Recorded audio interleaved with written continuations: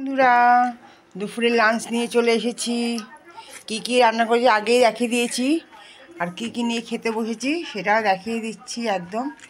দেখো তোমাদের দাদাভাই খাচ্ছে, কেমন হয়েছে? খুব ভালো।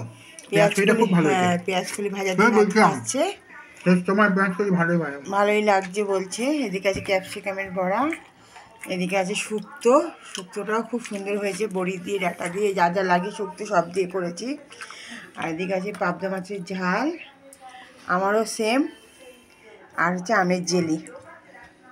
ক্যাপসিকামের বড়া কিন্তু দারুণ হয়েছে। নাও নাও, ঠান্ডা হয়ে গেছে ঠিকই, কিন্তু তাও মুচমুচে আছে দেখো। মুচমুচি থাকে।